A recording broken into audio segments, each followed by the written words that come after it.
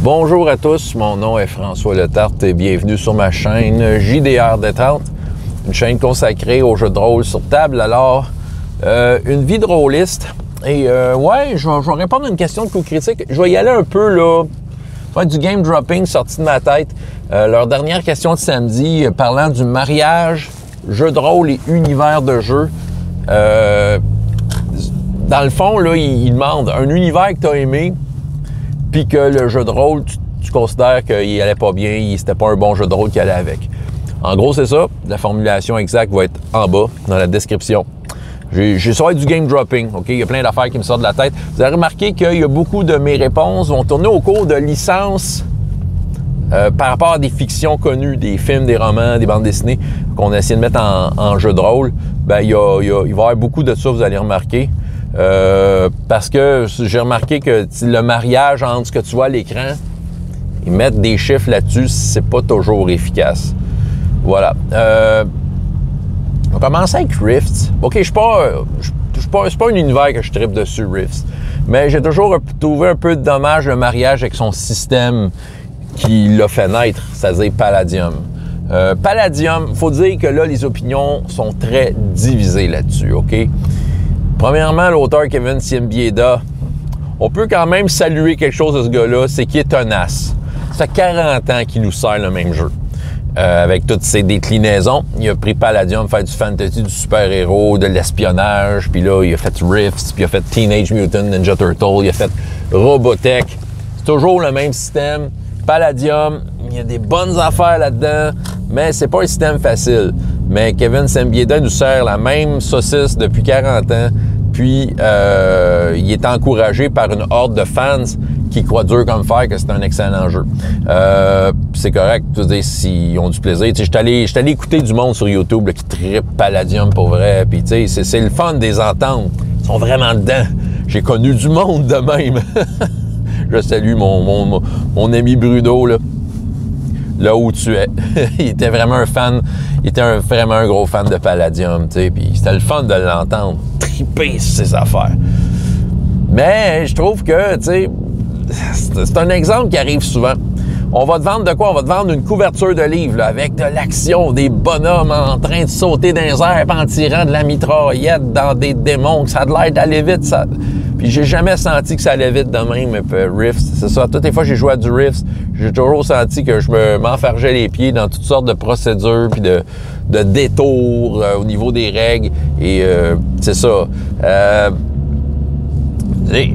Heureusement, Kevin Siembieda a accepté à un certain moment donné de vendre les droits de Rift pour développer la gamme Savage Worlds de Rift.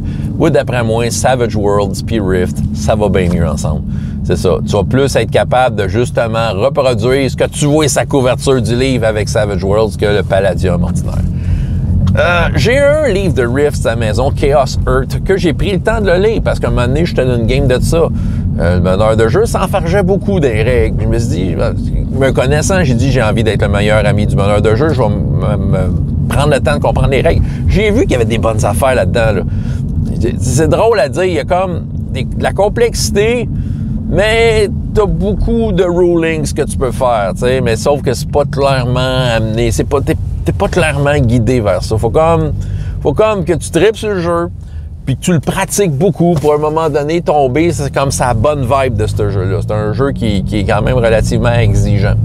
C'est ça. Mais en tout cas, tout ça pour dire que je trouve que c'est un mariage, à mon avis, qui est pas le meilleur, mais je le sais que c'est très divisé. Il y a du monde qui vont venir dans les commentaires défendre Rifts, c'est ça, avec leur comment il s'appelle? Avec leur Glitter Boy. Ils vont venir me menacer avec leur Glitter Boy. Je sais pas si c'est ça le nom, mais en tout cas. Écoute, Aliens, pas le dernier, OK? Le dernier, les critiques sont bonnes, je sais pas trop, je vais pas regarder, là, mais je sens que les gens sont contents du dernier Aliens.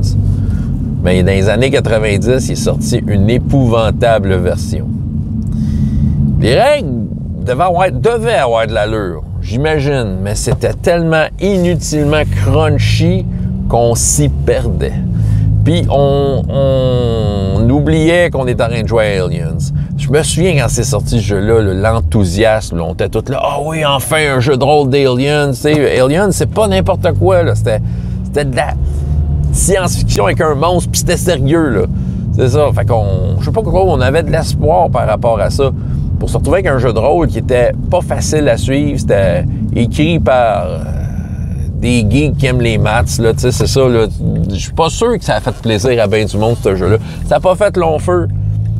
Mais ce que je trouve dommage, puis c'est peut-être dommage pour bien d'autres jeux un peu qui vont avoir le même effet, mais Aliens a peut-être intéressé du monde qui ne jouait pas à du jeu de rôle, dire « Hey, on va essayer ça, un jeu d'Aliens, c'est mon film préféré. » Puis probablement jamais y jouer, parce que il avait de la misère à embarquer dedans. Imaginez, là, moi, j'étais dans le jeu de rôle à fond. Là. Moi et mes chums, on regardait ça, ce livre-là, avec des yeux ronds, c'était comme « Oh boy, c'est dur à comprendre. » Non, c'était pas un bon jeu. C'était pas un bon jeu. Ben, tu sais, on s'entend, là, tu sais, je tranche là, sur le pas bon jeu, mais je connais pas grand monde qui l'ont aimé. Moi, en tout cas, je trouve pas que c'était un bon mariage. Il est arrivé, je pense, à la même affaire que Star Trek, tant qu'à parler d'une licence. Je trouve que Star Trek a eu beaucoup de ratés. Encore là, les opinions sont divisées. Mais il y a aussi ça, c'est Star Trek. Qu'est-ce que tu cherches dans Star Trek comme expérience? Parce que je pense qu'il y a plusieurs angles pour faire du Star Trek. À mon avis, la meilleure version du jeu de Star Trek que tu pouvais t'acheter, c'était la première de Phasa. C'était une twist de basic role-playing, c'était des pourcentages. C'est parce que ce qui arrive, c'est que justement, s'il y a de quoi qui te dérange dans le jeu, ça change facilement, c'est des pourcentages. Tu peux quand même un peu étirer ça.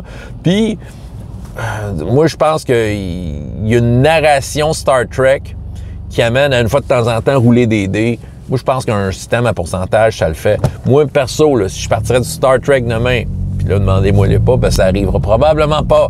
Mais je prendrais Basic Role-Playing, je trouve que ça le ferait en masse. C'est Star Trek, là, c'est des gens compétents qui vont en mission. Puis Star Trek, puis Basic Role-Playing, c'est exactement ça. Tu as des compétences avec des pourcentages. Tu es capable d'évaluer, OK, lui, il est assez bon pour aller faire cette recherche-là sur cette planète-là. Bon, vous comprenez, je trouve que ça va avec le style. En tout cas, le style, du moins, ce que je m'attends de Star Trek. Mais tu sais, il était sorti des années 90, Last Unicorn. Encore là, il y a du monde divisé. Il y a du monde qui vont venir me menacer avec leur phaser. Tu sais que c'était bon, là, Last Unicorn. Moi, je trouve qu'on se perdait quelque part dans ce jeu-là. J'ai jamais senti... moi, je me suis jamais vu jouer Star Trek avec ça. Par après, j'avais beaucoup d'espoir sur la version Decipher, qui avait sorti une belle gamme. Hein, les livres étaient beaux, pis tout. Puis j'avais beaucoup d'espoir. Puis tu sais, je m'étais dit, je vais jouer à Star Trek avec ça. Quand je me suis mis à regarder ça, ce jeu-là, j'étais comme, ouf! C'est comme une version cheap du système D20 2D6 à la place. Tu sais, les livres étaient beaux, mais le système, c'était ordinaire. Tu sais, c'était ordinaire. Puis je me suis dit, il y a des affaires qui m'achalaient là-dedans. Que je me dis, OK, je me souviens d'avoir vu des trucs dans Star Trek à l'écran. Puis dans le jeu, je serais pas capable de le reproduire.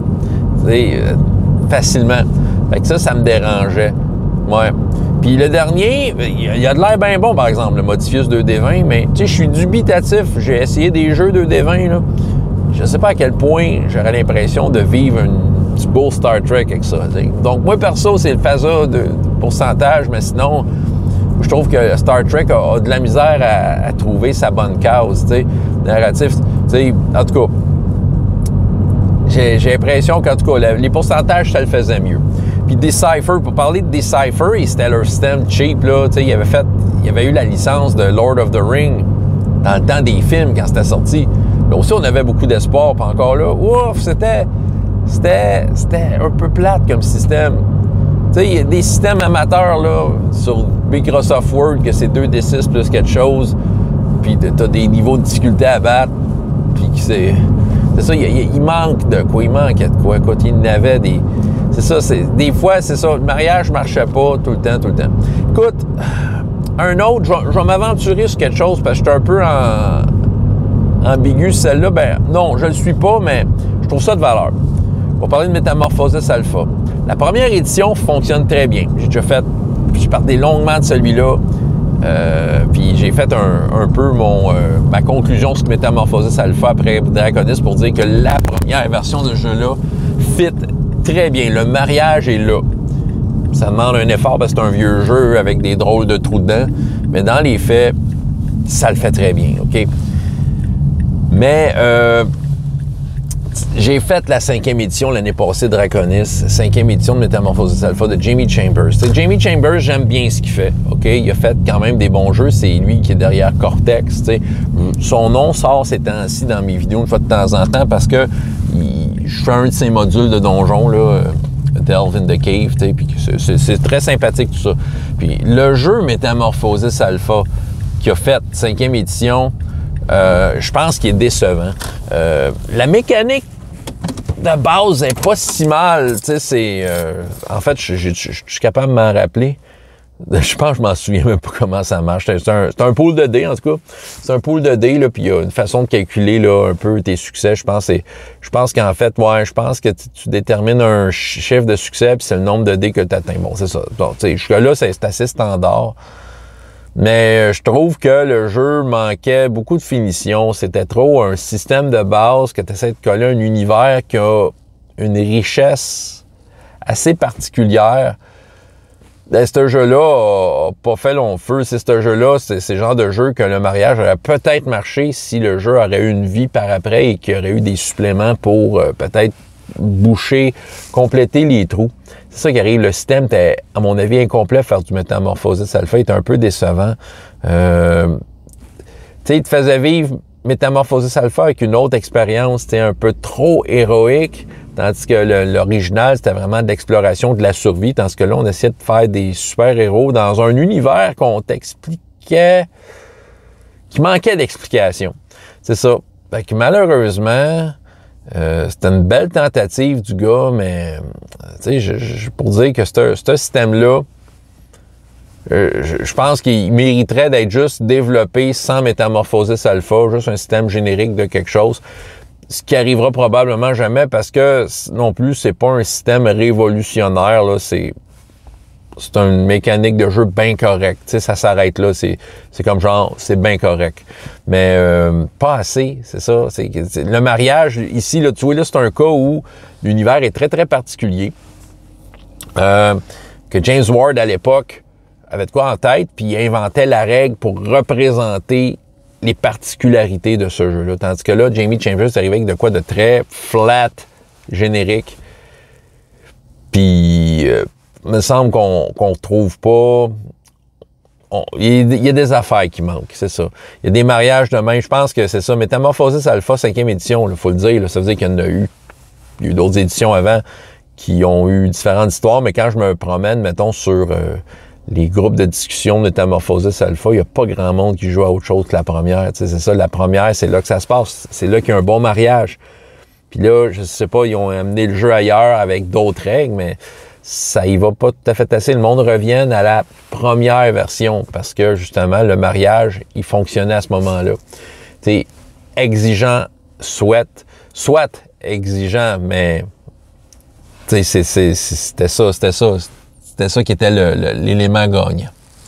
Bref, c'est ça que j'avais à vous raconter. Écoute, je suis sûr qu'il y a plein d'autres que je pourrais vous raconter de même.